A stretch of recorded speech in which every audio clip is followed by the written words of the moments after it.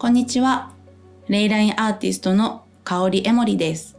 この動画ではヒンメリハンドクラフトキットミニの作り方のご説明をいたします。ライ麦の藁は繊細です。製作中に強く糸を引っ張りますと麦藁が裂けてしまいます。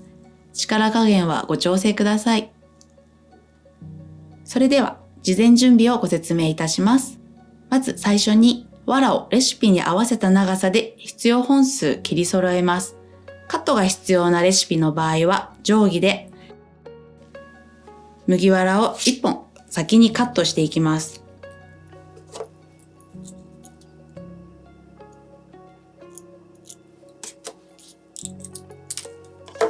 この1本を見本にして他の長さも同じ長さに必要本数切り揃えていきます。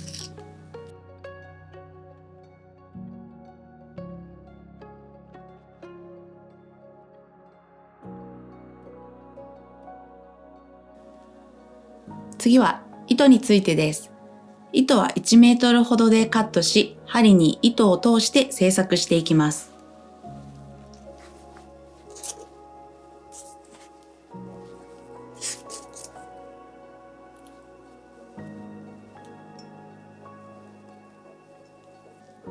この時、通した糸は約15センチほどの長さで持っていただき、このまま麦藁に針を通していきます。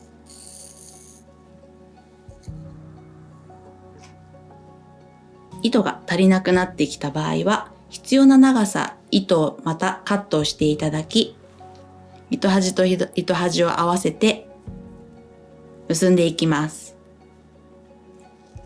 ほどけないことをしっかり確認していただいて、不要な糸端はカットしていきます。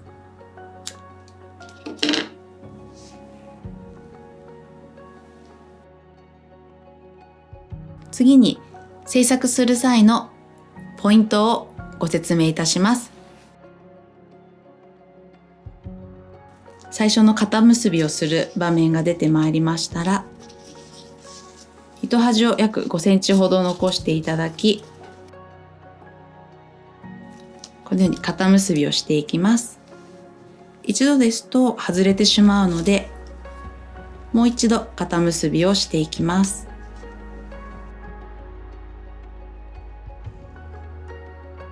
これで糸がしっかり固定されたので、壊れにくいヒンメリになります。次に糸を2回交差させてくぐらせる方法をご説明します。レシピの中の二重丸が出てきましたら、まず針で最初の角に針を通して糸をくぐらせます。これが1回目です。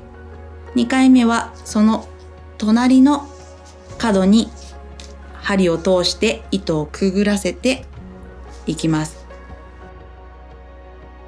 こうすると1回目と2回目で糸が交差していますので、ほどけにくく強度があるヒンメリになっていきます。それでは製作を始めます。